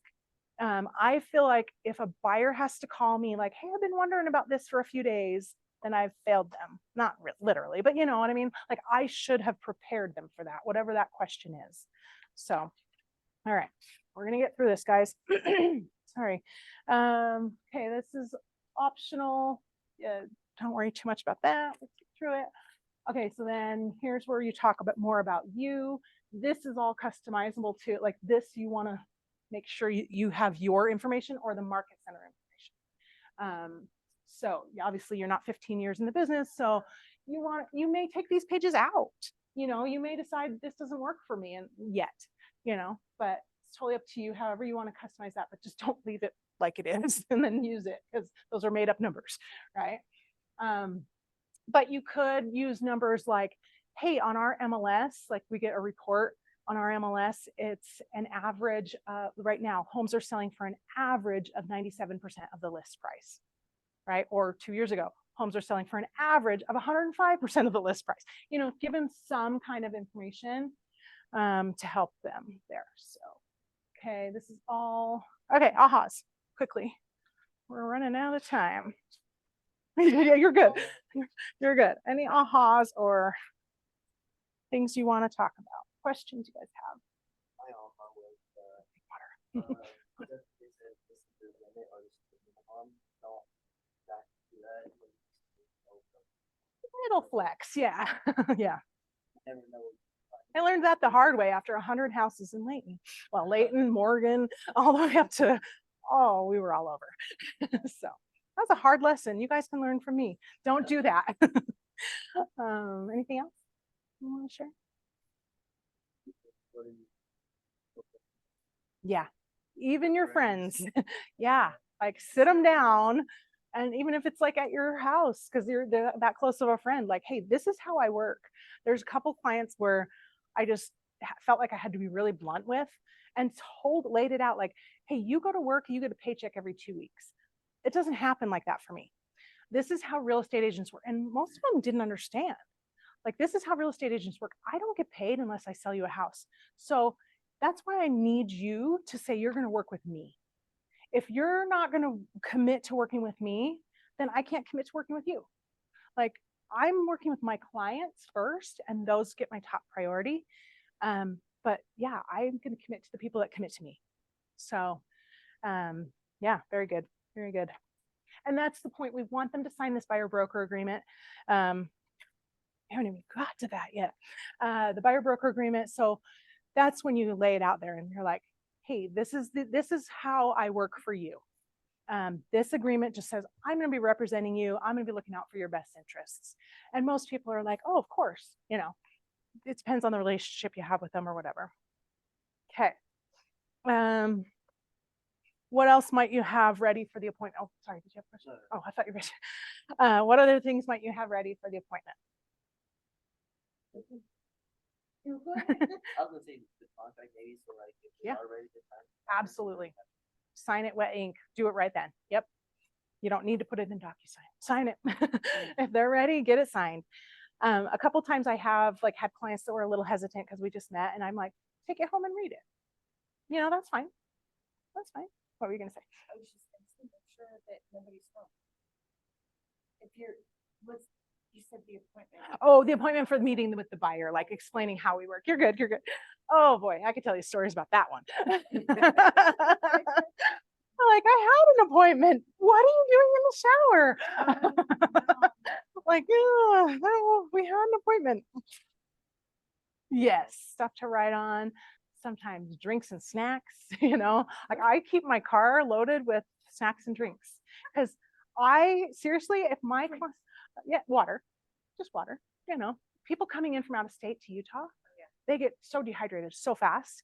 And so, yeah, I keep drinks, water and snacks in my car. I have I have a box of things. Like I've got fried apples, I've got chips, pretzels, whatever. It's like an airplane. Take a pick. But if we're going, I have had clients in town that were like, we're going to see 10 houses. They need some snack in the middle of that. They need a little keep me going because they get falling behind on that. So, okay, what kind of mindset should you have going into the buyer consultation? Mm-hmm. They might be like Standoffish. yeah, they're like not confident yet to make a move to it. And that's So what should you do? be more open. Yeah. Be confident and be confident, be open, be aware. A really, really good book if you want to, I listened to it on Audible. It's called Presence. I can't remember who wrote it. Say words. I can say words. Who the author was, but it's really, really good on just how to have your presence around people, and how you present around people, how they view you. And one of the things she teaches in that is seriously, before you go, if you're having a hard time, before you go to your appointment, you're like, I gotta be confident, but I'm gonna fake it till I make it, right? And then she does the Superman pose, Superwoman pose. Go in the bathroom, do this. Yeah, that's it, with the Barbie doll on front. Superwoman pose, and it changes your brain to yeah. So, all right, here we go. I think we're getting close here, guys. Pairing, yeah. This, okay. I always go in with the attitude, they need me. They don't know how much they need me, but they need me, right? And this is exactly why, because I am a knowledgeable and caring, and I'm the best agent for these clients, right? not always, then refer them. But, you know, they're going to appreciate my expertise and preparation, and they're going to choose me to represent them as they buy a house. So go in with that attitude. They need you. All the things we talked about from the Division of Real Estate that they say they would highly recommend using agent to buy a house. Okay, I'm not going to make you stand up and say that because that's, you know. All right. You're going to welcome the buyer, all this stuff. You're going to go through this. We talked about this. This is what it looks like. You print it out, you give it to them, all So this those stuff. pictures you can customize. Yep. because, like, Mhm. that doesn't look like everything that I would buy, Right. Yeah. or that it would buy. Yeah. You can totally change anything. I know it. Oh, here we go. Love letters. Love letters, love letters. Okay, so NAR says it's a big liability letter, not a love letter. So this is when people, like, you're in a multiple offer situation and they're like, I've got to have this house because it's blah, blah, blah, blah, blah, you know, whatever the reason is. I tell my sellers, I will not show them. If I get love letters, I will not show them to my sellers because it is a fair housing trap. You know, like, you're stepping into a huge fair housing trap. Like, and I tell them, I will show them to you after closing if you want to see them, but it should not impact your ability to decide which is the best offer, right? This one, I remember very clearly this, I'm a single mom, blah, blah, blah, blah, blah. Well, she just gave away fair housing issues. Like, that does not work. I can't tell my sellers that because it's fair housing, but they can work. I've had two very specifically where my clients wrote the letter, actually a third one, but one was a cool one. We didn't talk about their family. We talked about the house. And the one was moving here from Massachusetts, and we walked down into the basement. The entire basement was a shrine to the Red Sox. And we wrote the letter just saying they felt very at home there because of the Red Sox, and they were moving from us. We won over a higher offer because of that. Like, what? Red Sox? Okay, bring it on. And then another one, I asked the listing agent beforehand, I'm like, what is the seller looking for in an offer? And he said, honestly, they would like to know who's buying their house, so they would like a letter. Okay, that's odd and not really common right now. But my client was able to write a letter without giving any fair housing information away that talked about, this is funny. He talked about how the chicken coop reminded him of when he was a young boy, he'd go collect chickens and sell them down the road, and, you know, stuff like that. Like, it was just very cute and sweet, and they loved it.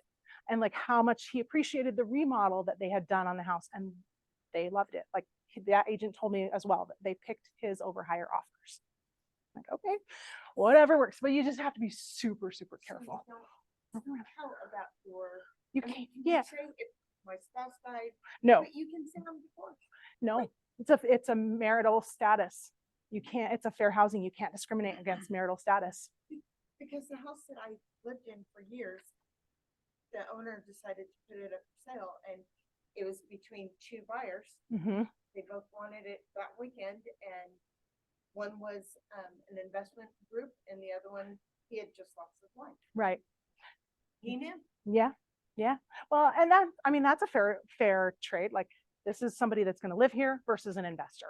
Like, you don't even need to say that your situation, just, this is going to be my home. But he did. Yeah.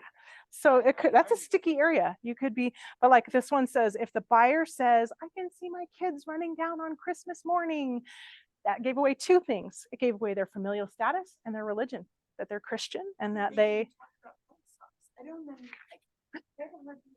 it's, well, you just have to be careful. Yeah. That's the main thing. So, all right. I think we're there, guys. What do you think? Thank you. It's very kind. Oh, one last thing before. You cannot say to your buyers that my services are free. The NAR actually today is in court over commissions. And if unless you're really willing to work for free, if the seller is not offering to pay you any money, that's up to you, but you can't say your services are free. So that used to be something my old broker trained us, like, you can use me for free. The seller pays me, you know, that used to be the way they trained agents because it kind of was the thing, but no, you can't say that. So, all right. What do you guys think? You feel like you're a little better prepared on that? I don't know if we got through everything or not. So we're supposed to offer the KW app to our clients. It's super nice because you can actually in command see like what houses they've looked at, if they've marked any. Sorry. Yeah, it's really helpful. So any other ahas or questions before we wrap it up? Because I think we're supposed to be done 11:30, right? 11:33, we're 3 minutes over. You're welcome. And I'm happy to answer any questions that you guys have. Feel free to reach out. I'm going to try and remember everybody's name. I can do it. Okay, you bet. All right. Yep. Have a great day. Reach out to Yeah. regarding that. Yeah, that report. Yes. Absolutely. Okay. Thanks. You're welcome. Thanks, guys. Do you have any